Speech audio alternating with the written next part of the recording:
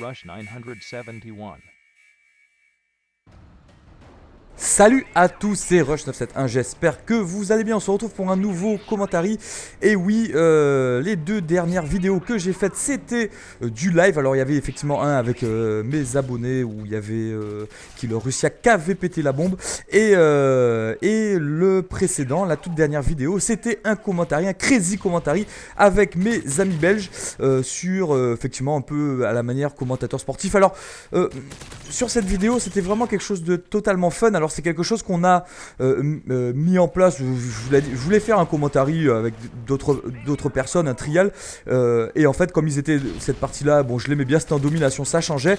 Et comme effectivement ils étaient dans la partie avec moi, j'ai proposé de faire ça. Et puis 5 secondes avant, on s'est mis d'accord sur comment on allait faire ce commentary. On s'est dit, allez, comme c'est l'Euro, tout ça, on a dit qu'on allait faire ça style genre commentateur sportif. J'avais pas vu ça énormément sur YouTube. Puis ça amène un peu de diversité. Et puis je trouvais ça assez marrant, donc j'espère que la vidéo vous a plu. Alors certaines personnes m'ont dit qu'effectivement que le football et Call of Duty ça va pas trop ensemble.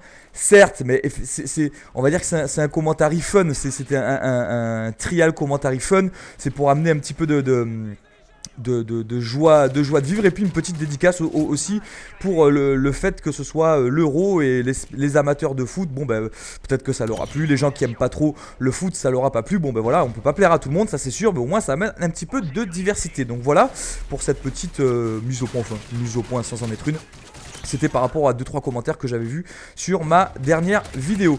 Donc là, je joue à la K47, donc ça change. Donc c'est une Moab à la K47. Je vous en avais déjà proposé une sur la map Interchange. Donc je vous en propose une deuxième. Pourquoi ? Parce que je redécouvre effectivement le fait de jouer avec d'autres armes au fur et à mesure. Alors je vous ai proposé beaucoup de gameplay à la MP7 ces derniers temps. Tout simplement parce que j'en avais marre de me casser le cul à jouer avec des armes différentes. Surtout que quand on était sur quand on était sur le multi, les autres ils se cassaient vraiment pas la tête à jouer avec d'autres armes qu'une MP7 ou bien PP90 ou autre. Enfin bon, tout le monde joue avec ce qu'il veut, il n'y a pas de problème. Et ben moi j'ai envie de jouer avec ce que je veux, et effectivement je vous propose des beaux gameplays avec les armes avec lesquelles je joue. Et il se trouve que la plupart du temps, ces derniers temps, je jouais avec la MP7. Mais bon, ça n'empêche que je joue avec d'autres armes, et des armes qui m'ont plu particulièrement avant, avec lesquelles je jouais assez souvent, et j'ai décidé effectivement de retester, de jouer avec ces armes.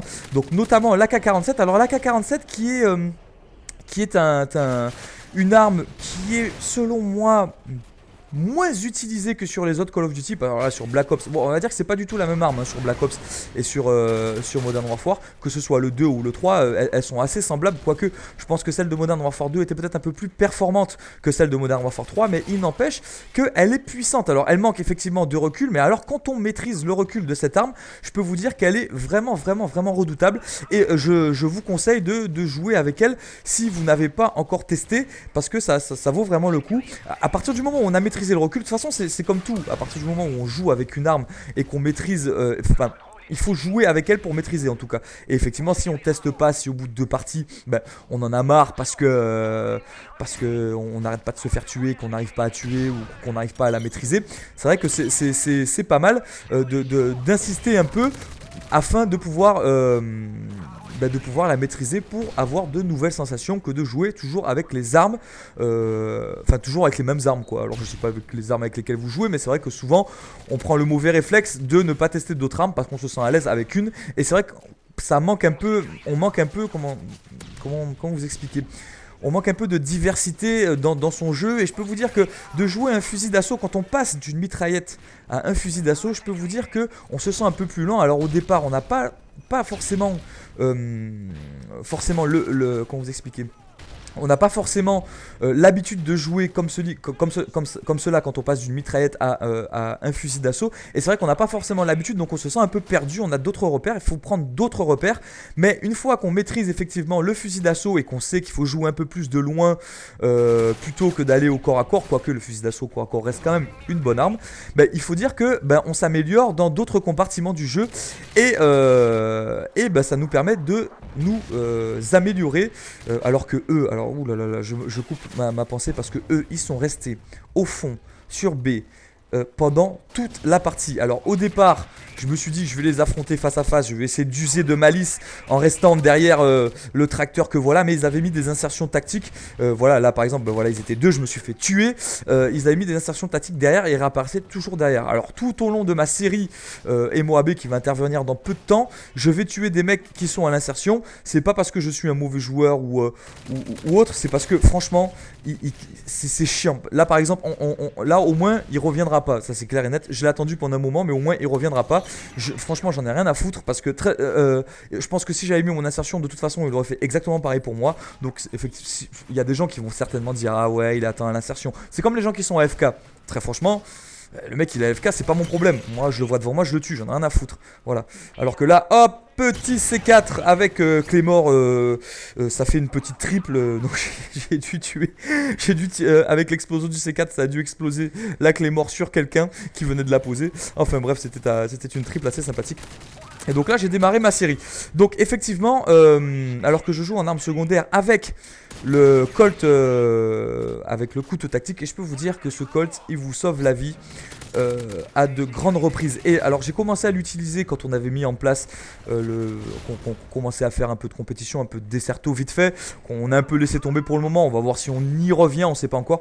En tout cas on a laissé, j'ai commencé à jouer avec à ce moment là, et je peux vous dire que depuis de toute façon, soit je joue avec ça, soit avec un lanceur. Je joue plus avec des mitraillettes en seconde arme ou quoi que ce soit, parce que on perd trop de temps. Même avec passe-passe, on met beaucoup moins de temps. Alors que là, je cherche pillard parce que c'était critique. Je cherche une petite sacoche bleue, ouais, parce que c'était un peu critique. Et je peux vous dire que au niveau de la deuxième arme, on met beaucoup plus de temps à dégainer MP9 par exemple, ou une autre arme secondaire mitraillette, si je peux les appeler ainsi. Et c'est vrai que quand on est au duel, je peux vous dire que c'est vraiment intéressant de dégainer le plus rapidement possible une arme. Si on l'a par exemple déjà touché depuis un moment et qu'on a fait beaucoup d'hit marqueurs et qu'on n'a plus de balles dans son chargeur, ce qui vous arrive, je pense, fréquemment, voire à chaque partie, au moins on peut dégainer rapidement le Colt ou un petit fusil, hein, que ce soit 5.7 ou USP tactique, les petits fusils en tout cas, et ça vous permet effectivement de réussir à tuer quelqu'un que vous avez déjà blessé, ou même quand vous avez plus de balles. Je peux vous dire que c'est assez précis, vous allez voir tout à l'heure, même si à un moment je vais un peu tressailler, on va dire ça comme ça, parce que c'est dû au stress de la MOAB, parce que on peut en avoir fait des centaines, des dizaines, on a toujours le stress quand on est en série MOAB. Alors je crois que je dois être entre 50 et 60 bombes, je crois, quelque chose comme ça. Alors je les compte plus, de toute façon c'est pas que je suis blasé de faire des MOAB ou quoi que ce soit, ça n'a strictement rien à voir. C'est juste que bon, pour un comptable, je sais ne pas compter, c'est un peu paradoxal, mais il n'empêche que bon, j'ai arrêté de compter, c'est comme ça. Je tiens pas des comptes des MOAB, si vous voyez ce que je veux dire.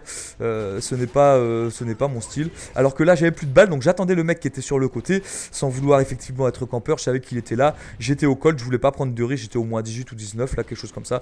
Je me suis dit ça sert à rien de prendre des risques inutilement. Je disais à Rémi qui est dans la partie, d'ailleurs Rémi King qui est dans la partie, je disais ouais, Rémi il fait pas le con. Alors voilà, au moment où je tressaille, c'est là. Voilà.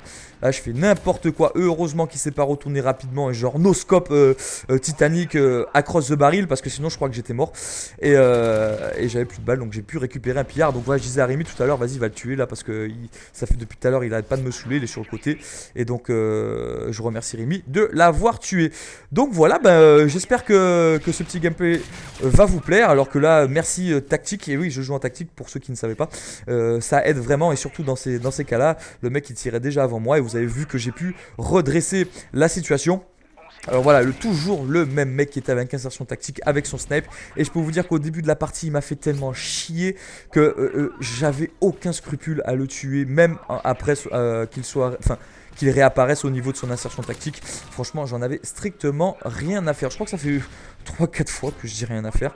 Ça doit être mon mot du moment, on va dire ça comme ça. Et donc voilà, un petit gameplay, ça change un petit peu à la K47. Arme très très sympathique à utiliser, donc je vous amène vraiment à l'utiliser, parce que c'est vraiment très très sympa. à jouer. Certes, elle a un fort recul comme j'ai déjà dit, mais une fois qu'il est maîtrisé, c'est un carnage. Donc vous voyez que c'est une partie qui dure assez longtemps parce qu'on se renvoyait la balle au niveau des positions avec les ennemis. Donc c'est vrai que j'étais en série. Donc effectivement, quand on est en série, on n'a pas forcément, si vous voulez, le réflexe de prendre les positions. Pourquoi? Tout simplement parce qu'on a peur de se prendre une grenade à crosse, un C4, ou tout simplement que les mecs ils arrivent à 6 pour défendre leur position et qu'après on se fasse tuer. Donc c'est vrai qu'en série, on n'a pas trop le réflexe de prendre les positions. Alors c'est vrai que c'est un peu... On peut me reprocher cela au cours de ce gameplay. Bon, après j'ai dit bon là faut gagner la partie, donc je vais prendre A et je vais aller prendre C très rapidement, alors que Rémi était en série je crois aussi pour péter sa bombe. Mais très franchement c'est pas que j'en avais rien à foutre, hein. Bien au contraire. Mais de toute façon lui, même s'il fait sa bombe, ça sert à rien de faire une bombe en ne gagnant pas une partie. Enfin pour moi c'est mon avis. Je pense que de gagner une partie, vaut mieux peut-être gagner une partie quand par exemple je suis à 23 et qu'il faut aller récupérer les positions. Même si je suis en série, je vous assure que j'irai prendre les positions pour gagner la partie. Ça ne m'emballe pas plus que ça de gagner une partie, enfin de péter une bombe sans gagner une partie. Donc à partir de ce moment là, c'est un peu ma philosophie. Je l'ai toujours dit, je préfère effectivement faire un vieux score. Outre la MOAB bien sûr, hein, je préfère quand même faire un vieux score et gagner la partie plutôt que de faire un score de PGM, n'est-ce pas, et de perdre la partie, voilà. Donc ce sera un petit peu la morale de ce gameplay et j'espère que ça vous a plu, ça change un peu. Alors Ardat qui est quand même l'une de mes maps favorites parce que je pense qu'on peut bien contourner au niveau des déplacements pour faire les MOAB, ça fait déjà pas mal de bombes que je vous propose sur cette map. Donc j'espère que ce gameplay vous a plu, n'hésitez pas à laisser un pouce bleu et un commentaire constructif et à vous abonner si ce n'est pas déjà fait. Je vous dis ciao ciao les amis et puis portez-vous bien. Ciao, salut. Video bonus.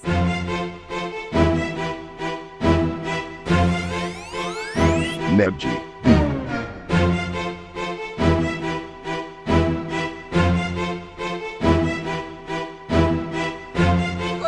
YouTube ou quoi? Modise, motherfucker. Voilà, parle pas, tout le monde là.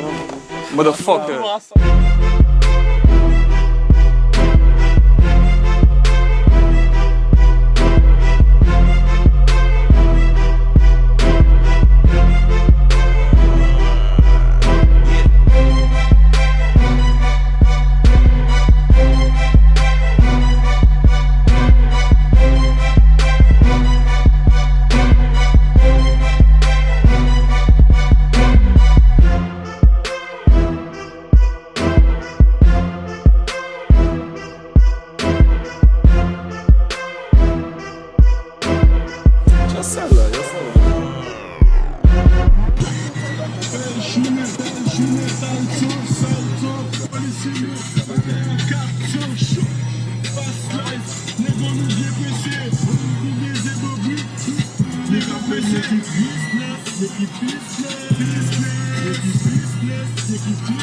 Ils sont en bas là, Mickaël. Ouais, les boucles de scène là. Ouais. Ok.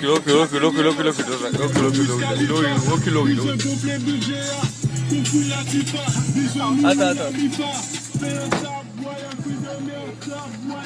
Oh, le Stéphanois! Oh, le Stéphanois! Ok, les logs.